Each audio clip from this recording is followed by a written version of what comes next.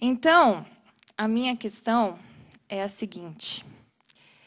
Eu estou profundamente chocada com a forma como nós dividimos a nossa vida em duas áreas. E isso não está acontecendo só hoje, isso vem acontecendo há muito tempo, e isso me impactou muito enquanto eu estudava. E é por isso que vocês estão vendo várias linhas aqui na lousa. E essas linhas mostram a divisão em duas partes, que acontecem há muito tempo.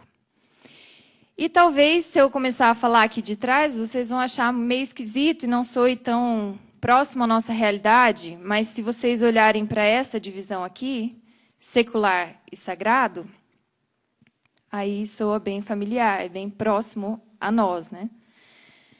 E o Pedro estava falando sobre unidade, e eu achei bem interessante, porque esse é um tema que me impacta muito, e foi o que me levou a buscar estudar bastante sobre isso. O meu tema é a busca pela verdade. Então, eu estudei vários homens que, ao longo da história, buscaram a verdade.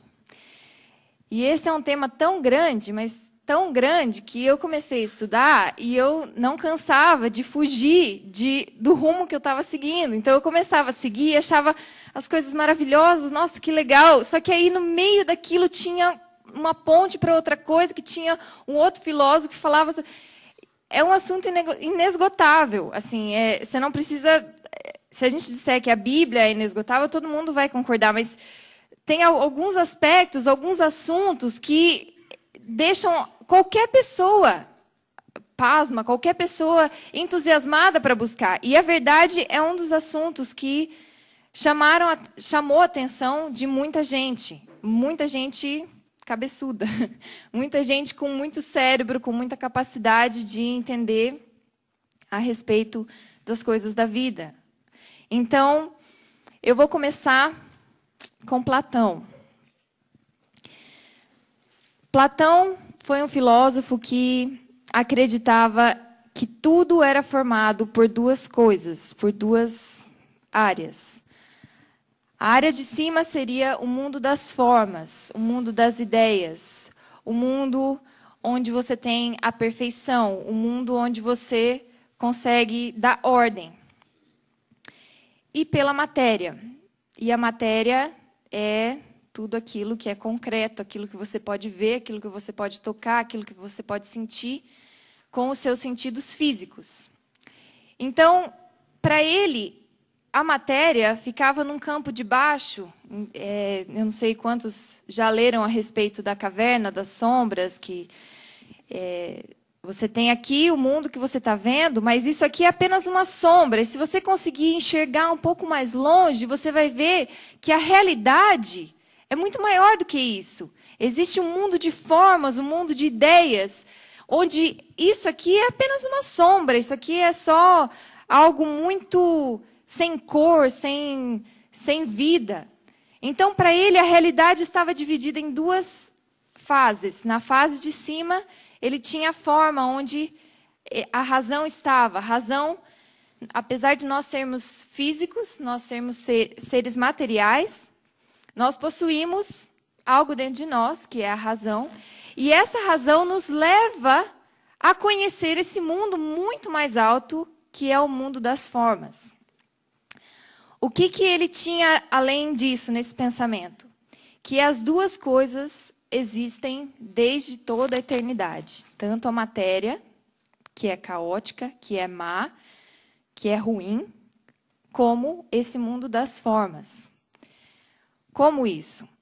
Se nós olharmos para a realidade, a gente vai perceber que existe muita ordem, né? Existem construções, existem coisas feitas pelos seres humanos, existe a natureza, mas, ao mesmo tempo, existe o caos, existe muita coisa fora de ordem, né? Mesmo na natureza, assim como em coisas que o homem produz. E por que existe isso? Porque a matéria, ela por si é má, e a tendência dela é ser um caos. Mas existe esse outro mundo bom, que é o mundo da forma, que consegue, de certa forma, colocar ordem no mundo da matéria. Então, para ele... Tá funcionando normal? Então, para ele, essa diferença entre o mundo da forma e da matéria eram coisas que estavam sempre se duelando. Havia um problema entre esses dois. Agora, pensa nesse filósofo, colocando essas ideias meio loucas, e eles lá se reunindo e pensando, e chegando a essas brilhantes ideias de que a matéria existe desde a eternidade, assim como esse mundo das formas, e que no mundo da forma, de alguma maneira, houve uma ordem nessa matéria, conseguiu atravessar o mundo das formas e chegar na matéria, dar algum jeito nela, mas sobrou resquícios da maldade, porque a gente vê o caos por aí. Mas elas existem e estão se duelando. E aí, paralelamente a isso, a gente tentando entender Deus. Então, não tinha como você não pensar, se você fosse usar o pensamento secular, não tinha como fugir muito do que ele estava colocando aqui. Então, nós vamos ter algum problema. Porque se a gente disser, por exemplo, que a matéria é eterna, e a gente começar a ler a Bíblia, qual é o problema que surge de cara? Deus criou tudo. E aí, começa falando que Deus criou, o primeiro versículo você já começa a ter problema. Porque aqui diz que a matéria é eterna. Ué, mas se a matéria é eterna, então Deus é matéria? Não, mas Deus tem que estar no mundo de cima, porque é o mundo das formas, e ele é muito superior. Então, como é que a gente faz? Uma possibilidade para resolver isso era dizer que Deus criou a matéria e criou as coisas boas que estão no mundo de cima. Mas ele criou, então, algo que é mal por si. Algo que em si é ruim. E esse pensamento, caso alguns já tenham detectado, ele passou dentro da igreja e nós temos várias linhas que seguiram isso, de que a matéria era má em si. Nós temos um problema porque nós habitamos em corpos físicos, corpos maus por serem físicos, simplesmente, e que todo o mundo que nós conhecemos, visível e palpável, é mau em si, porque a matéria é má. E aí nós temos o gnosticismo, nós temos várias linhas que surgiram, e talvez um nome que soe muito mais familiar para vocês é Agostinho. Agostinho é alguém que foi muito influenciado por Platão. E ele defendia bastante o sair da realidade palpável, o sair desse mundo visível. É claro que Agostinho jamais iria dizer que Deus criou a matéria má. Não, Deus não. A Bíblia está dizendo que é boa. A Bíblia está dizendo que Deus criou e que ele achou bom. Então, a forma como esse pensamento penetra no pensamento da igreja não é uma forma tão clara, tão evidente. Mas, por exemplo, para ele, o casamento era inferior ao celibato. A vida nos mosteiros era inferior à vida na sociedade. Era superior, desculpa. Então, tudo que era voltado para a matéria, tudo que é voltado para a realidade física é ruim. Mas tudo que é voltado para uma realidade espiritual é boa. Aliás, isso não é algo muito longe de nós também. Nós podemos identificar esse pensamento que vai correndo ao longo dos séculos, e apesar dele ser quebrado de certas formas, um resquício sempre permanece, porque nós sempre absorvemos as ideias que já estão correndo por aí. A gente reforma, né? Vai reformando e vai pegando uns pedacinhos que sobraram. Então, esse pensamento ficou por muito tempo. Inclusive, eu fiquei abismada em descobrir que ele dizia às pessoas que se convertiam, que se fossem casadas, para abandonar os seus cônjuges em favor de Cristo, em favor de estar servindo a Deus.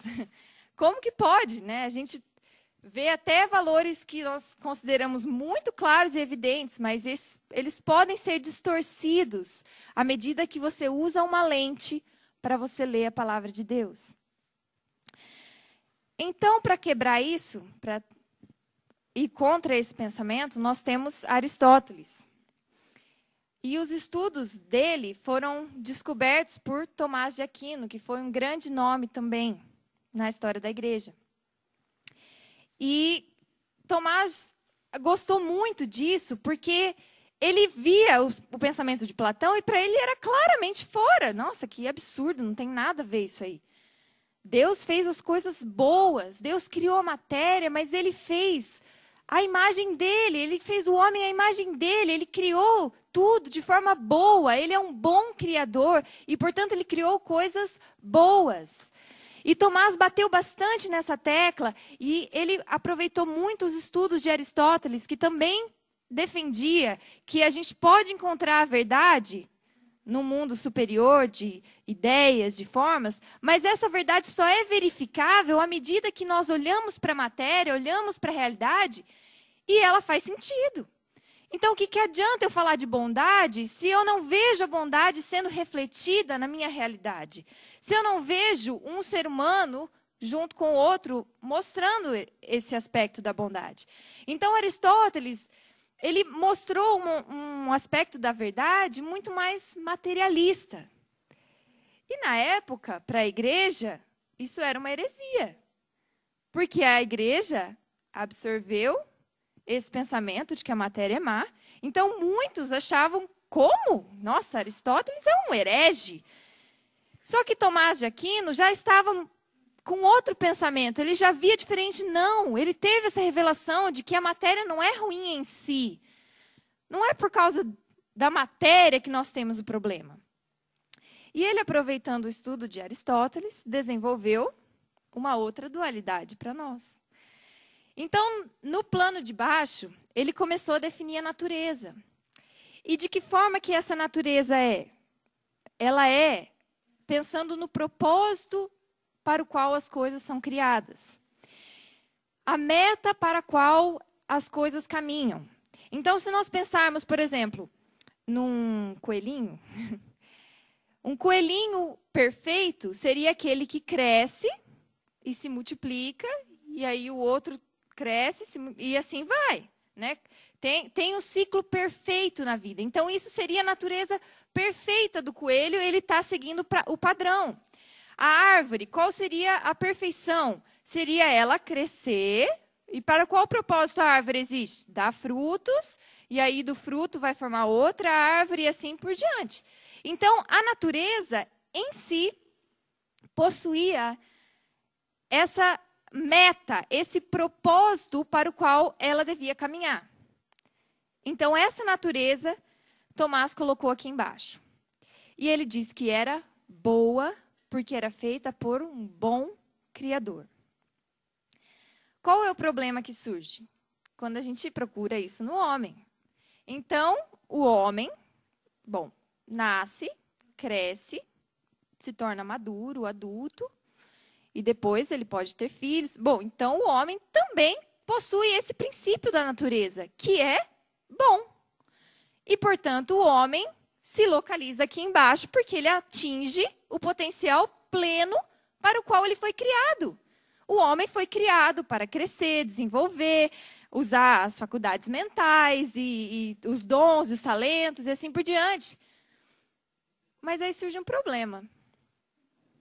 Onde eu ponho Deus nessa história? Porque até aqui tudo é bom. Tudo é bom. Só que se a gente voltar para aquele problema do caos, a gente não vai saber explicar esse caos. Onde que está isso? Como que eu penso? Será que todo o potencial do homem vai se resumir no que é natural? No que é criado? Ou será que existe um potencial maior que Deus colocou no homem? E para resolver esse problema, ele disse que é a graça. O homem possui essa meta, esse propósito para o qual ele anda, para o qual ele desenvolve o corpo e a mente e tudo, mas ele precisa se relacionar com Deus. E foi esse o problema. Não dá para a natureza resolver esse relacionamento com Deus. Ela é perfeita em si. A natureza é perfeita. Foi criada por um um bom Deus, e ela é perfeita, só que ela não te permite relacionar com Ele. Então, para o homem, especificamente, existe o degrau de cima, que é o da graça, que é um extra, é um anexo, é um adendo que Deus dá ao homem quando ele conhece a Deus. Então, nós temos no andar de cima a graça, que é um dom sobrenatural, mas é um dom extra. Se você não tiver a graça, você vai viver perfeitamente nessa vida. Você vai desenvolver tudo o que você precisa, seu potencial pleno que está dentro de você. Mas você não pode se relacionar com Deus. Então, ele te deu a graça para resolver isso. Qual que é o problema disso? O problema é que a gente coloca que tudo é bom em si. Que a nossa única questão, assim, eu só tenho um probleminha no homem, é que ele não consegue se relacionar com Deus. Será que é isso que a gente tem? Será que essa é a visão que nós temos hoje? Que a gente só... Você já viu aquele comentário? Nossa, fulano é tão bom. Nossa, o cara, olha, muito gente fina, bom pra caramba. Só falta Deus. Quase nada, né? Assim, é só um detalhezinho. Eu vou continuar seguindo e eu queria que vocês sempre prestassem atenção, porque, assim, isso aqui é um problema. Sempre que nós colocamos essa barra divisória, nós estamos criando um problema. E se nosso pensamento, se o que eu estou falando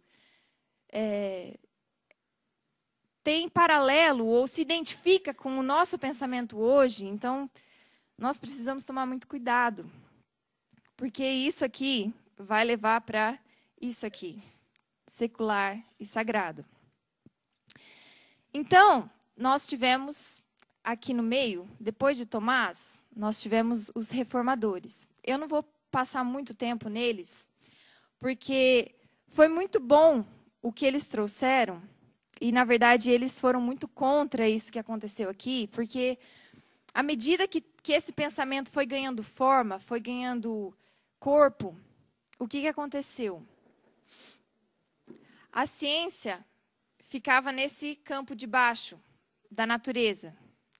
Aqui se encontrava a razão, aqui se encontrava as artes, tudo ficava nesse campo de baixo. A natureza voltou a ser boa, porque, olha só, o pensamento que corre, ele determina muita coisa.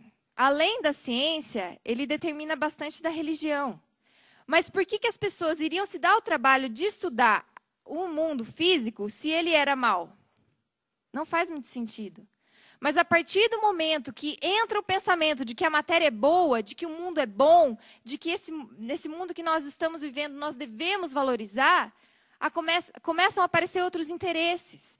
Então a gente deve estudar biologia, deve estudar astronomia, deve estudar outras coisas. Então aqui começam a surgir os estudos mais avançados da ciência.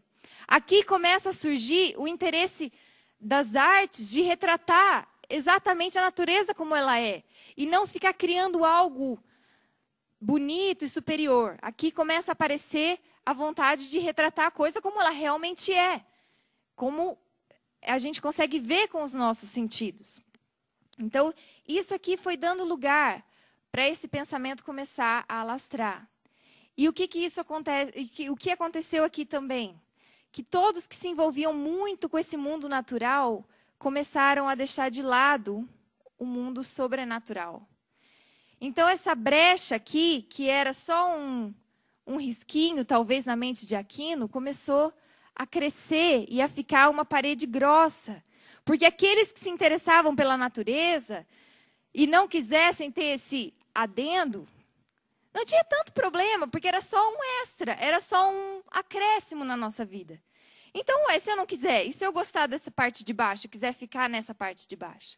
Mas tinha aqueles que se interessavam muito pela parte de cima, e aí começavam a esquecer a parte de baixo. Então, na igreja começou a surgir os termos clero e leigo. Começaram a surgir aqueles que se dedicavam exclusivamente à parte de cima e aqueles que que se dedicavam exclusivamente à parte de baixo. E aí começou a haver um certo desprezo de cada lado pelo lado oposto. Ah, mas se eu quiser me chegar a Deus, eu vou ter que dedicar toda a minha vida a isso. Ah, mas eu não quero, eu quero ficar aqui embaixo. Então, o que eu tenho que fazer? Eu preciso chegar à pessoa que se dedica totalmente à parte de cima para que eu consiga ter uma relação com Deus. Porque, afinal de contas, eu estou desprovido da graça que permite que eu tenha um relacionamento com Ele. E dentro disso, todos conhecem a história, nós tivemos a reforma. Lutero não gostou dessa ideia.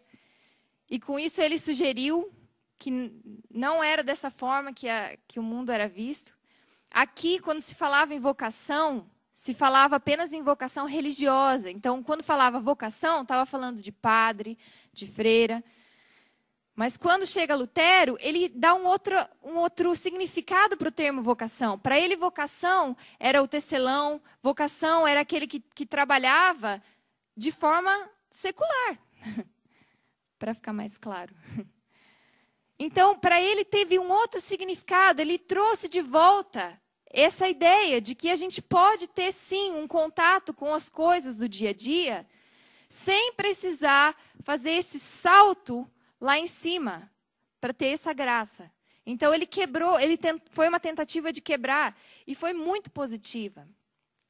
Só que eles estavam numa época em que a razão já estava crescendo demais. O pensamento, a lógica, a filosofia, já estava chegando num ponto que os homens estavam encantados com a forma como a nossa mente funciona, como a razão é boa. E o que eles ofereceram? O que os reformadores ofereceram para a igreja? Não, você não precisa de intermediário. Você não precisa de mediador. O que todo mundo tinha acesso depois da reforma? A Bíblia. A Bíblia virou o livro. Então, agora, todos têm acesso à Bíblia. Qual que é o problema? O que você usa para interpretar a Bíblia? A razão. Lembra, a gente não está falando disso hoje, a gente está falando isso naquela época, em que a razão estava crescendo, crescendo, crescendo, tomando uma forma muito grande. E aqueles que não se dedicavam à razão estavam isolados. Não estavam ali junto com esse pensamento crescente. Estavam isolados. Então, quando chegou a Bíblia, então a Bíblia está em acesso. Quem que vai ler a Bíblia? Quem que vai chegar a ela? Quem tem conhecimento. E quem tem conhecimento valoriza o quê? A razão. Não é o Espírito Santo. Por isso que houve tanta divisão. Eu interpreto do jeito que eu quero. Você interpreta do jeito que você quiser. E cada um vai interpretando e amando exatamente aquilo que interpreta. Eu interpreto isso e eu amo isso e eu vou ficar com isso e não estou nem aí para o que você quer. A razão passou a ser o termômetro. A razão passou a ser aquilo que as pessoas confiavam para entender tudo. Tudo. Não é só a Bíblia, mas toda a realidade. Então, as pessoas que estavam sendo discípulos dos reformadores não tinham instrumentos suficientes para combater esse pensamento que começou a alastrar. E algo muito trágico, eu coloquei 2 nomes aqui, e eu queria mostrar para vocês assim, que eu fiquei muito impressionada. Esse filósofo Descartes foi um ótimo matemático, foi alguém que desenvolveu muito também parte da filosofia. E eu não sei se vocês conhecem, mas se eu falar a frase, todo mundo vai lembrar. Penso, logo existo. Ele é o autor dessa frase. Vocês conhecem a história de como que ele chegou a essa frase? Porque essa frase é muito famosa, mas a gente geralmente conhece a frase e não sabe nada a respeito dela, né? E interpreta do jeito que quer, né? Descartes foi o cara que começou a pensar a respeito da realidade. E ele era muito fã da matemática, dizendo que todo o mundo poderia ser descrito pela matemática. Então, ele dizia que a matéria, ela tinha fórmulas, ela tinha regras, ela era ordenada, que Deus havia criado, tudo bem. Mas ele queria tirar da mente dele todas as ideias, pré-concebidas, as coisas, os dogmas, tudo aquilo que fosse uma verdade aceita, mas não provada, não verificada, ele queria tirar tudo isso da mente, até ele chegar numa certeza absoluta. Não, agora eu não tenho dúvida, eu vou tirar tudo da minha mente, até eu chegar em algo que eu não tenho dúvida. E aí o que ele descobriu com isso? Ele foi tirando, ele ficou em dúvida a respeito de tudo. Mas aí ele descobriu que mesmo enquanto ele estava duvidando, ele estava pensando. E, portanto, ele existia. Ele quem? O pensamento. Ele estava provando que o pensamento existe, que mesmo que eu esteja duvidando, mesmo que eu esteja tendo problemas, o meu pensamento existe. E ele coloca esse pensamento aqui em cima, no campo da mente. Ele é separado do campo da matéria, onde eu vejo as coisas, elas são determinadas, elas são provadas, elas são verificadas. E aqui está tudo bem. Mas ele quis provar que a mente, onde se encontram os nossos pensamentos, a razão, a nossa emoção e o nosso espírito, ele era um católico piedoso, devoto. Inclusive, quando ele fez essa frase, ele até fez uma promessa de ir não sei onde. Assim, ele era uma pessoa que estava interessado em servir a Deus com aquilo que ele tinha. Mas esse pensamento dele levou a uma das coisas, a uma das quebras maiores que teve na história em relação ao pensamento e Deus, que foi o iluminismo. As pessoas começaram, poxa, é verdade, a gente precisa ficar naquilo que existe, a gente precisa ficar na matéria. A mente é uma coisa fraca. A mente começou a aparecer um pensamento de que a mente era um fantasma que assombrava o nosso corpo.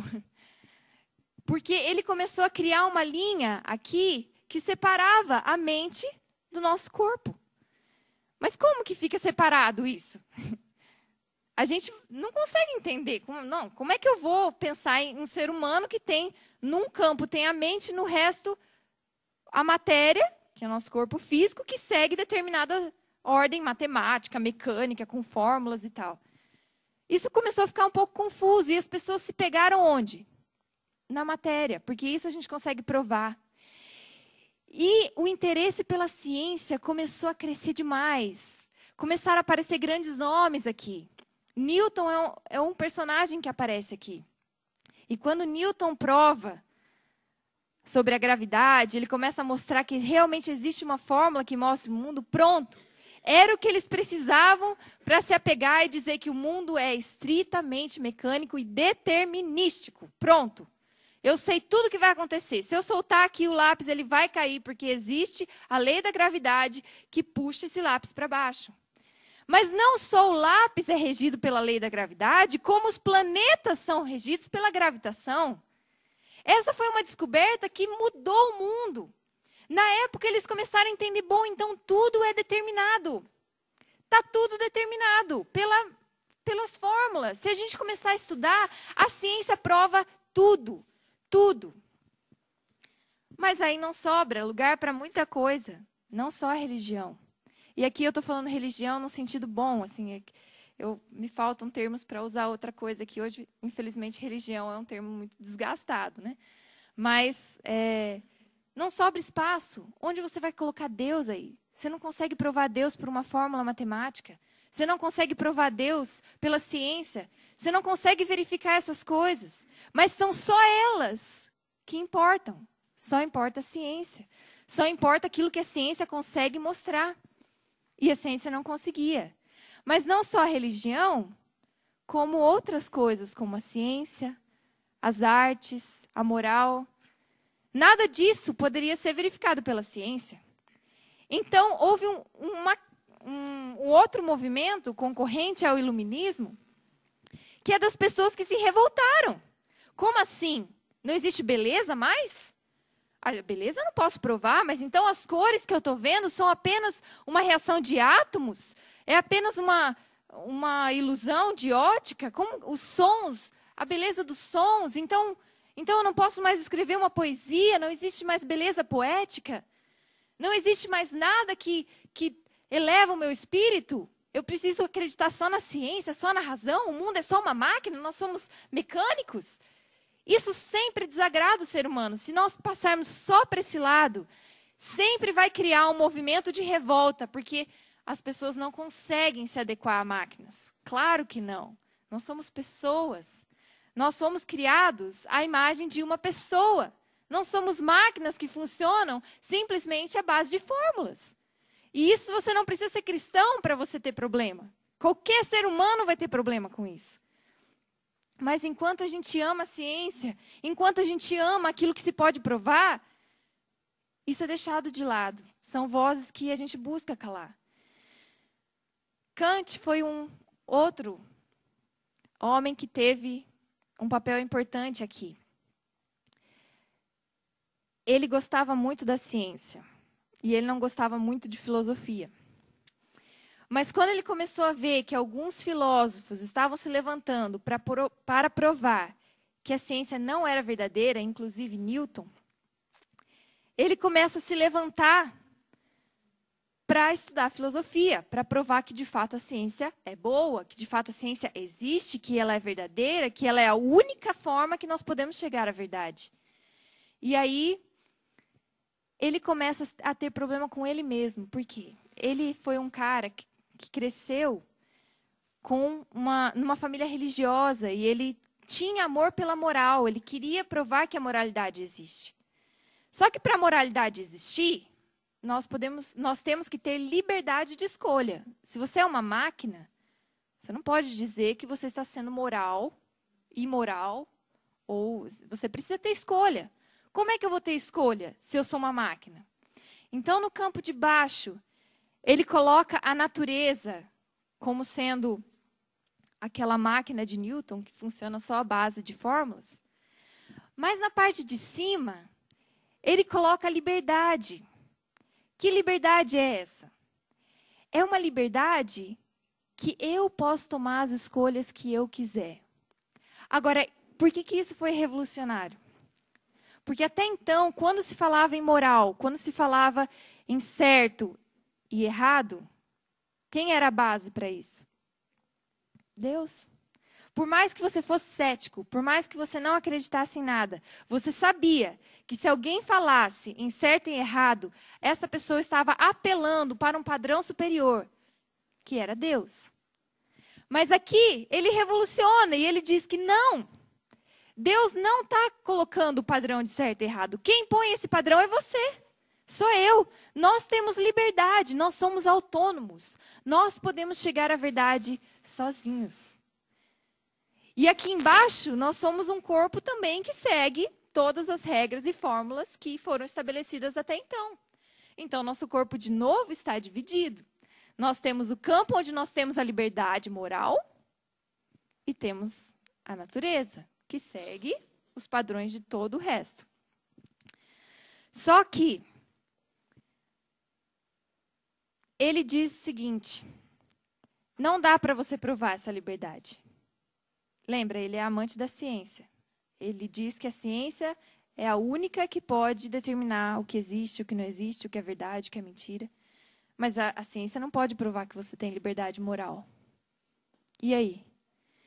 Então, ele disse assim: supõe que existe e vive. Vive assim. Supõe que ela existe. A gente sabe que não, mas supõe que existe. Só que a moral, ela implica em uma coisa. Por que eu tenho que ser moral? Porque eu gosto? Se você for perguntar, se o pai for explicar para o filho, fala, não. É porque é melhor assim, vai fazer bem para você. Você vai ser mais feliz se você fizer o certo. Então ele diz, supõe que existe uma liberdade. Supõe que existe um Deus que garante que se você fizer o certo, ele vai trazer a felicidade. E aí aparece Deus na história. Ou seja, a coisa já está tão louca que a incrível contradição que existe aqui, esse absurdo, passa desapercebido. Como é que eu vou explicar? Onde que eu vou colocar isso tudo? E essa divisão continua, perpetuando ao longo da história. Quando nós chegamos nos dias de hoje, nós temos esse tipo de divisão aqui. Nós temos o misticismo pós-moderno, onde nós temos ideais morais sem base na verdade. E o que é a verdade? É a ciência. É a ciência naturalista. E essa ciência diz que nós somos seres humanos, máquinas. Gente, muita coisa aconteceu além disso, mas eu não vou querer ficar entrando em detalhes. Mas uma das coisas que aconteceu para chegar nesse ponto foi Darwin. E até então, lembra, Platão diz que a matéria é eterna e as formas também. É uma forma simplista de pensar. Só que conforme o pensamento vai caminhando, as pessoas começam a perceber que deve ter uma causa não causada, tem que ter um cara que criou. Começa a ver as implicações do pensamento que não tem coerência. Mas quando chega em Darwin, os ateus ficam intelectualmente satisfeitos, porque ele explica como que originou o mundo. Então, até então, eles tinham que crer. Adota aí uma escolha e beleza. Mas quando chega Darwin, ele diz provar pela ciência a origem do universo. Então, eu não preciso mais dizer que eu estou crendo. Eu posso dizer que é a ciência, embora seja fé, porque não é ciência. Nós sabemos que não. Mas ninguém consegue sobreviver pensando que é uma máquina. E eu até anotei, um professor universitário falou numa entrevista, começaram a perguntar para ele sobre o que ele acreditava sobre o mundo natural e tal. E aí ele começa a falar e defender bastante esse mundo científico e diz que tudo é máquina, não existe moral, que, na verdade, o que nós desenvolvemos como valores, como essas coisas superiores, na verdade, é uma deficiência do cérebro que foi sendo evoluído e que socialmente nós adotamos como valores que devem ser mantidos, mas isso não existe. Seu cérebro foi desenvolvido através da evolução, e na verdade não foi uma pessoa que criou isso, muito menos os valores, e socialmente é benéfico que a gente acredite que certas coisas são ruins e certas coisas são boas, assim a gente consegue preservar a humanidade, mas de fato, esses valores não existem. Não existe esse mundo aqui de cima. Então, por isso que esses ideais morais são sem base na verdade.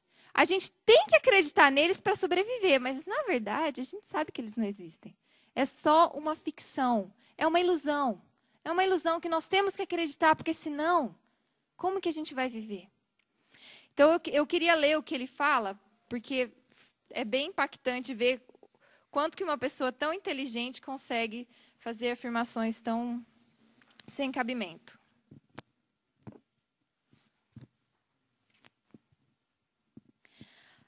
Então, ele diz o seguinte: a posição mecanicista nos permite entender o que nos faz tic-taquear e como nos acertamos no universo físico. Ou seja, nós somos um relógio. Tic-tac, tic-tac. Mas quando tira o jaleco e vai para casa, ele volta à língua tradicional da responsabilidade moral. E aí ele diz o seguinte: quando acaba a corda dessas discussões para o dia, voltamos a falar uns com os outros como seres humanos livres e dignos. Ou seja, enquanto eu estou trabalhando, eu preciso acreditar no que é verdade. E o que é verdade é o que a ciência me diz, que eu sou como um relógio, que eu dou corda e funciono. Mas quando eu vou para casa, eu não consigo acreditar que eu sou um relógio. Porque eu tenho uma esposa, eu tenho filhos. Eu sei que existe padrão moral, mas eu não posso defender esses padrões. E eu tenho que dizer que eles são uma ilusão. E isso chega até hoje. De que forma que isso chega em nós hoje? Nossa vida é dividida assim. Em cima, nós temos os valores. Nós sabemos o que é certo, o que é errado, o que é bom, o que é mal. Mas embaixo nós temos os fatos. Aquilo que a gente pode provar.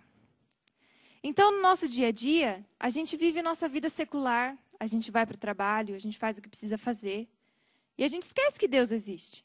Ou talvez a gente lembra dele, mas afinal ele não deve interferir, porque o que Deus tem a ver, por exemplo, com um professor de matemática? O que Deus tem a ver com advogado? O que Deus tem a ver com contabilidade? O que Deus tem a ver com uma dona de casa? O que Deus tem a ver com isso? Ele não tem nada a ver com isso. Então, o que eu preciso me ater? Aos fatos. Eu preciso me ater à lei. Eu vou ser um advogado, eu preciso ter a lei. Preciso saber qual é a lei, quais são os princípios que eu posso usar aqui no meu trabalho. Mas aí, domingo, eu vou para a igreja e eu lembro que existe os tais valores. E a gente fica assim, nesse tic-tac, seguindo o que o padrão do mundo determina. E esse pensamento vem crescendo. E é assim que nós vivemos hoje. E a gente pode defender de um monte de formas. Não, mas eu não sou assim. Nós adotamos esse pensamento, assim como muitos grandes homens na história adotaram os pensamentos correntes. Os pensamentos que eram mundanos. Os pensamentos de pessoas que, crendo que estavam sendo racionalmente neutras, falavam. Isso penetra de uma forma muito ruim. Por que é muito ruim? Mas é tão ruim assim eu pensar que eu posso trabalhar durante a semana, que no final de semana eu vou servir a Deus, ou que à noite eu vou chegar em casa e fazer uma oração? É tão ruim pensar isso? É ruim. Sabe por que é ruim? Porque Jesus não veio pregar um evangelho que diz respeito a 10% da sua vida. Ele não veio pregar um evangelho que diz respeito ao seu final de semana. Ele veio pregar um evangelho que diz respeito a toda a sua vida. Toda a sua vida. Você é um. E assim como Pedro estava defendendo a unidade aqui entre irmãos, eu quero defender a unidade na sua vida. Existe uma única verdade. E ela não diz respeito a duas fases, a dois campos. E sempre que você separa em duas, sempre que existe essa dualidade, uma delas você vai assumir como a verdade e a outra como a ilusão. Sempre. Não tem jeito. Porque elas são concorrentes. Elas são opostas. Em algum momento elas vão ter problema em existir. Então nós precisamos entender como que esse perigo alastrou e chegou até nós hoje. Como que a gente pode entender que uma parte da nossa vida diz respeito a Deus e a outra não? Então, eu queria propor para nós uma forma de enxergar a verdade. Para nós entendermos onde que existem esses perigos, onde que existe essa dualidade. Para nós entendermos o plano de Deus, nós precisamos saber que ele tem 3 partes. Tem a criação, tem a queda e tem a redenção. Deus criou o universo. Deus criou tudo que existe. Ele é a única coisa que não foi originada, não foi criada. Ele existe desde a eternidade. Ele é a origem de tudo. E tudo que existe, existe por causa dele. E é bom. Ele não criou nada para ser lixo. Ele não criou nada para ser descartado. Ele não criou nada para ser... se não der certo, tudo bem. Deus não faz as coisas assim. Ele fez com muito carinho. Ele criou o homem, não foi de qualquer jeito, foi a própria imagem. A criação é boa. Mas aí o que aconteceu? Veio a queda. Eu queria que a gente abrisse em Romanos 8.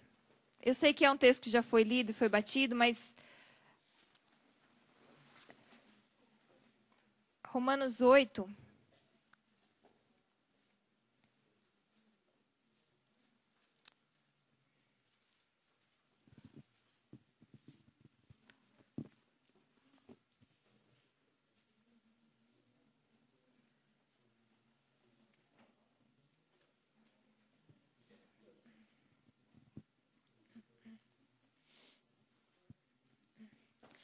Romanos 8, vou começar no versículo 19.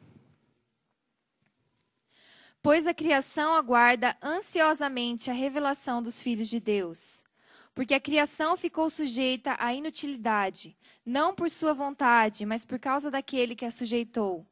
na esperança de que também a própria criação seja libertada do cativeiro da degeneração para a liberdade da glória dos filhos de Deus. Pois sabemos que toda a criação geme e agoniza até agora, como se sofresse dores de parto. Vocês já pensaram que tudo que está ruim hoje é nossa culpa? A matéria não é ruim em si, mas ela foi, sim, perdida. Ela não é como Tomás de Aquino disse, que está boa em si, está boa do jeito que está, e apenas o andar de cima que a gente precisa resolver, porque se houve o pecado, ele só atingiu uma área pequena da nossa vida que precisa ser resolvida. Não foi isso que aconteceu. Não só você é totalmente manchado pelo pecado, como toda a criação foi manchada pelo pecado. E eu achei muito bom meu pai ter falado isso hoje, porque assim, a dimensão ficou muito grande. A gente entendeu que tudo que a gente faz, as nossas intenções são manchadas pelo Eros. Mas eu queria que vocês entendessem que não foi só nós que caímos, mas toda a criação. Toda a criação sofre e agoniza com dores de parto. Eu ainda não tive essa dor, mas eu sei que é muito ruim e que é muito forte. Ele usa a dor mais forte que tinha para descrever o quanto que a criação sofre com o homem. Por que ela sofre? Porque Deus deu ao homem a responsabilidade de sujeitar a terra. É nossa responsabilidade sujeitar a terra. Ele disse isso a Adão. E eu queria ler com vocês lá em Gênesis 6.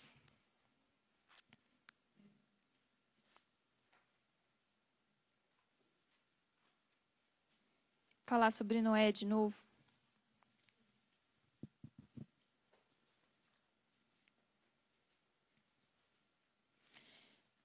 Desculpa, é 8, Gênesis 8.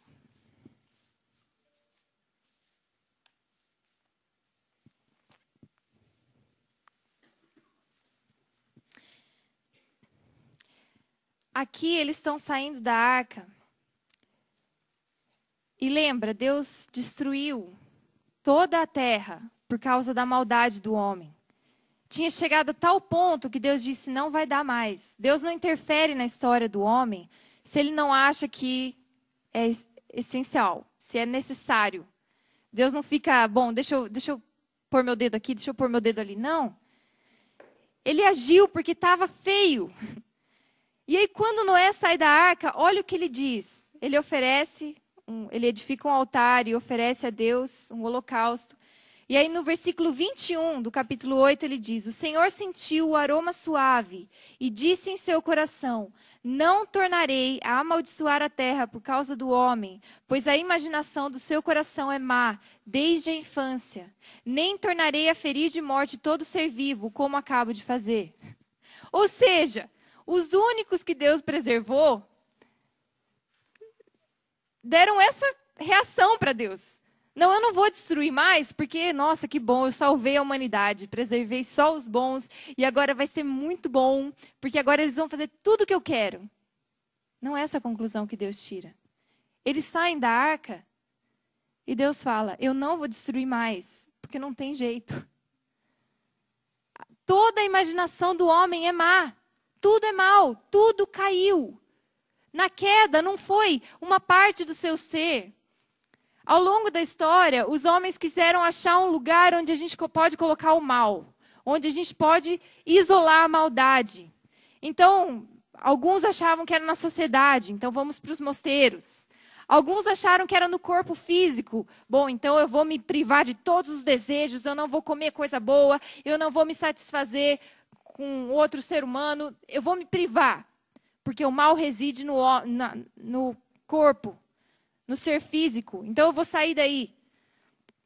Gente, não adianta a gente tentar isolar o mal. Ele está no mais profundo do nosso ser. Quando a gente pecou, tudo ficou manchado. Toda a intenção do coração. Lá no fundo ficou a mancha. Mas essa não é uma mancha que a gente pode dizer, bom, então Deus descartou o homem, né? Deus falou, não. Gente, no capítulo 9, ele diz o seguinte: Deus abençoou Noé e seus filhos e disse-lhes: frutificai, multiplicai-vos e enchei a terra. Vocês reconhecem essa ordem em algum outro lugar? A mesma ordem que ele deu para Adão. Deus não muda de ideia.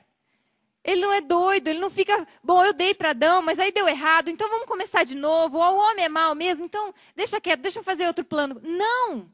Deus continua, é o mesmo projeto. Ele quer que você multiplique, encha a terra. Ele quer que o homem sujeite a terra. É o mesmo projeto, é o mesmo plano, é o mesmo Deus. Ele não muda a ordem de uma hora para outra. Só que o homem está manchado. E Deus tem um plano maravilhoso, que é redimir. E com a redenção, Ele manda o próprio Filho para morrer em nosso lugar. E com isso Ele faz o quê?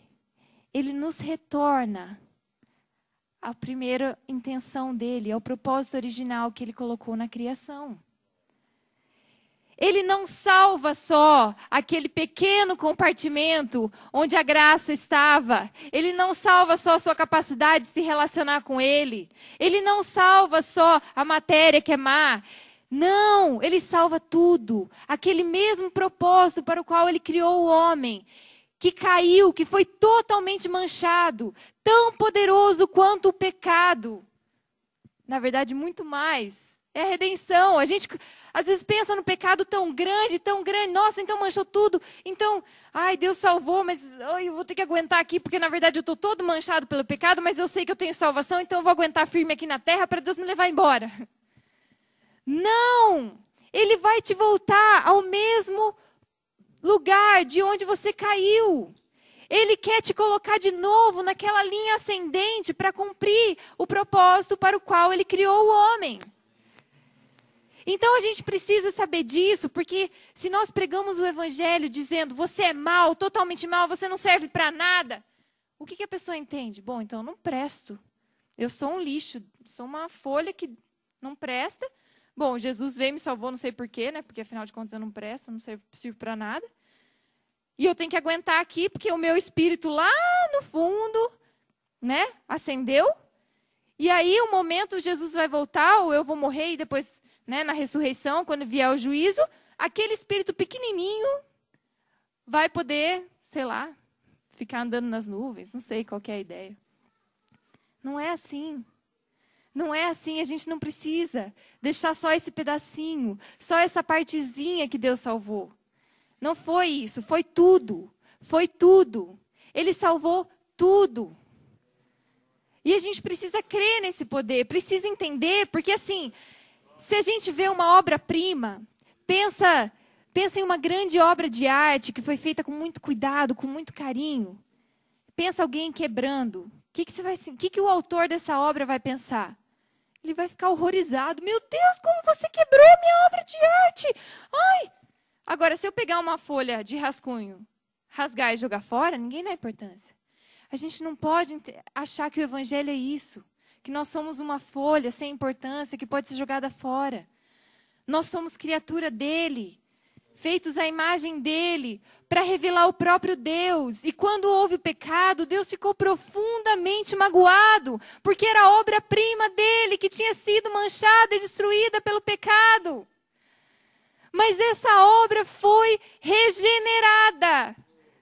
Ela recebeu de novo aquele gene que tinha sido destruído.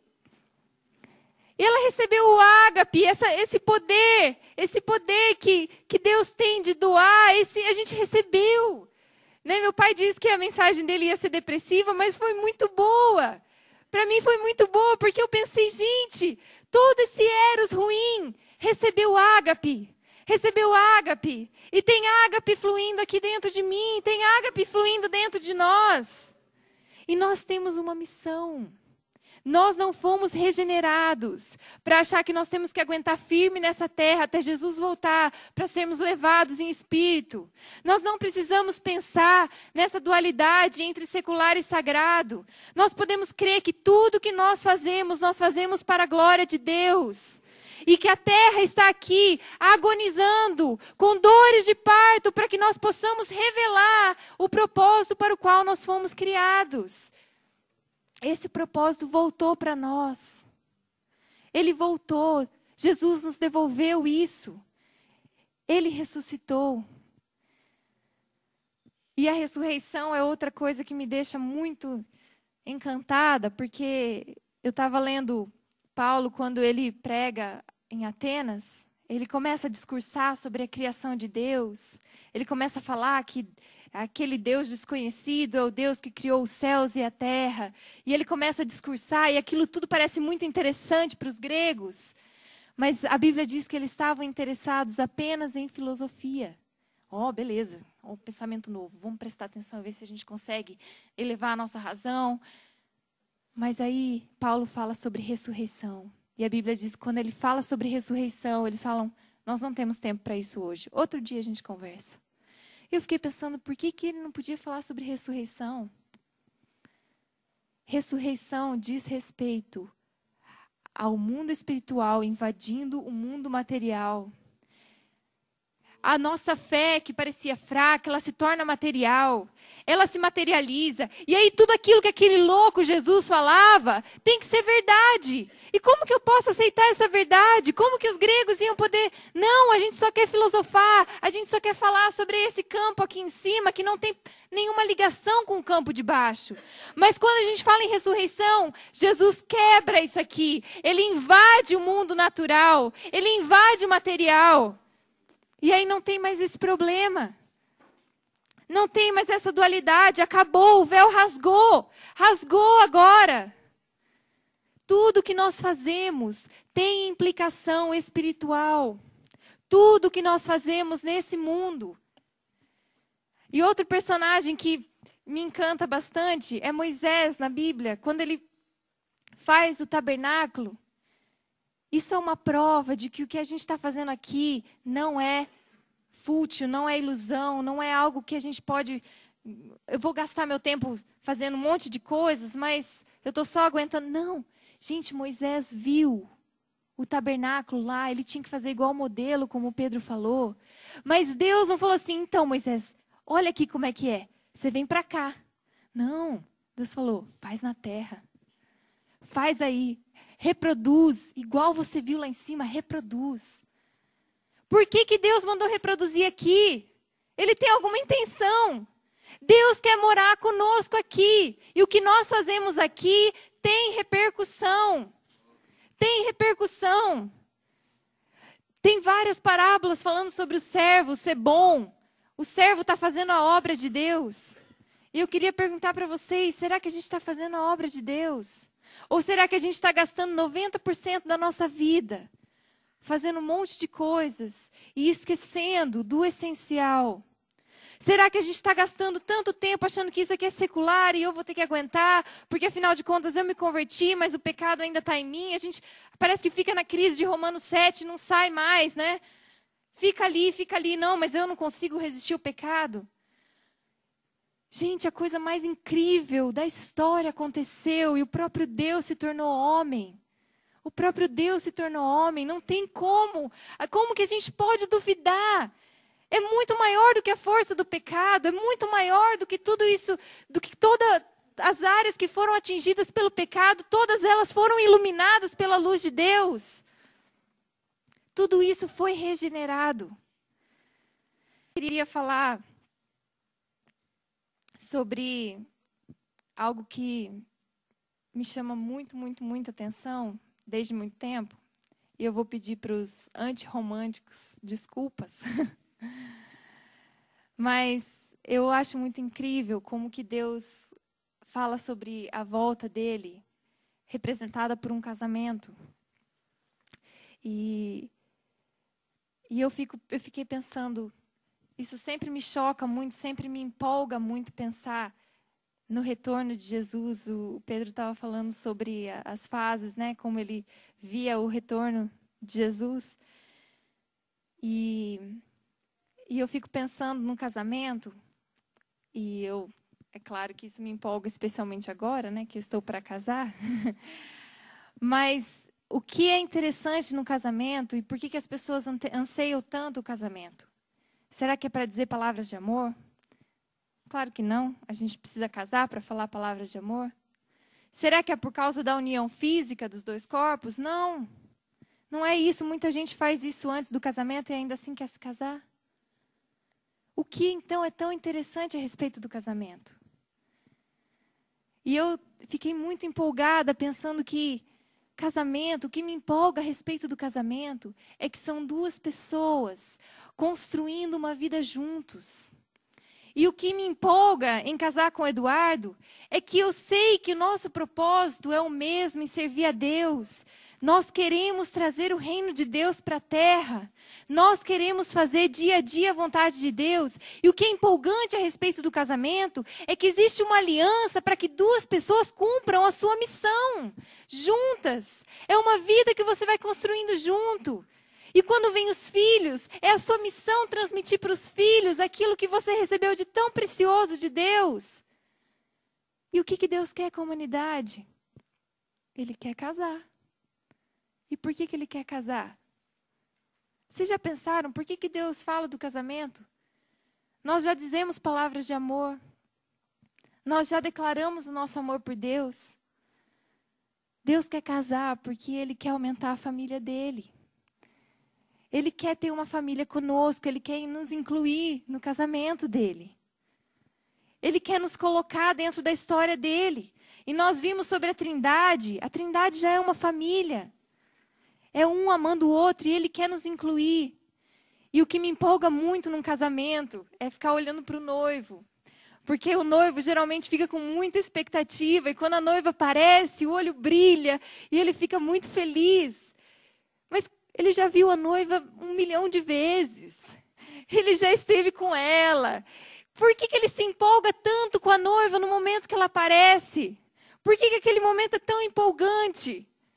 Aquele momento retrata, e eu fiquei pensando isso tantas vezes no CPPI, assim, em outras mensagens, momentos que a gente falava sobre Jesus, que só de fechar os olhos e imaginar como que Jesus vai estar quando a noiva estiver pronta. Como que Ele vai estar quando a noiva estiver pronta, voltando para Ele? O olho brilhando. Finalmente, finalmente. A gente vai casar, a gente vai casar. É muito bom pensar que o noivo está ali na expectativa. Vocês já viram noiva que atrasa e o noivo fica impaciente, andando de um lado para o outro? Eu fico imaginando Jesus assim, impaciente, andando de um lado para o outro. Mas ela não vai ficar pronta? Mas ela não vai ficar pronta? Ela vai ficar pronta, mas Ele nos deu uma missão aqui. Nós precisamos preparar esse casamento para construir uma vida juntos. Para construir uma vida juntos. Ele deu uma ordem de multiplicar e sujeitar a terra, porque nós precisamos preparar para o casamento. E no casamento, não vão ficar os dois olhando um para a cara do outro. Não, vocês vão construir uma vida juntos. Jesus vai construir uma vida junto conosco. Ele vai reinar junto conosco. Ele quer sujeitar a terra junto conosco. Então não desperdice seu tempo fazendo algo que não seja espiritual, porque não existe nada que não seja espiritual, que não tenha consequências espirituais. Eu vou fazer isso, mas isso não tem ligação. Tem sim, mas será que é isso que você deveria estar fazendo? Nós estamos nos últimos tempos. Nós estamos nos últimos tempos. Não dá mais para ficar gastando a nossa vida fazendo coisas inúteis, construindo coisas e correndo o risco de chegar lá no último dia, bater lá na porta e o noivo dizer: eu não te conheço. Eu não quero ser uma noiva nécia, eu quero ser uma noiva sábia, uma noiva que acumula o azeite. Nós precisamos ter essa ideia na nossa mente que tudo que nós fazemos importa. Tudo que nós fazemos importa. E nós precisamos sim, como o Johnny falou, nos despir dessa identidade falsa. para descobrir qual é a nossa identidade. Ele te criou à imagem dele. Nunca diminua isso. Nunca diga que você não presta, você não serve para nada. Você serve sim. Você foi criado para o mais alto propósito que existe. Mas você, apesar de ter caído, foi regenerado, foi colocado de volta. E o próprio Filho de Deus se encarregou disso. E Ele se encarrega a cada minuto de te mostrar o que você deve fazer. Então não vamos desperdiçar nossa vida fazendo qualquer coisa. Vamos gastar nossa vida para um só propósito. Nós não precisamos ficar procurando as verdades que existem, como eles faziam. Não precisamos usar nossa razão achando que ela é neutra e que ela é um depósito de um monte de coisas que nós precisamos descobrir qual que é certa, qual que é errada. Não. A nossa razão, ela só serve para um propósito, que é servir a Deus. Ela deve estar sujeita a Deus. E é o Espírito Santo, sim, que nos ajuda a interpretar a Bíblia. E é Ele que vai trazer essa unidade. Ele quer, sim, ter uma noiva unida, para que Ele possa casar logo. Amém?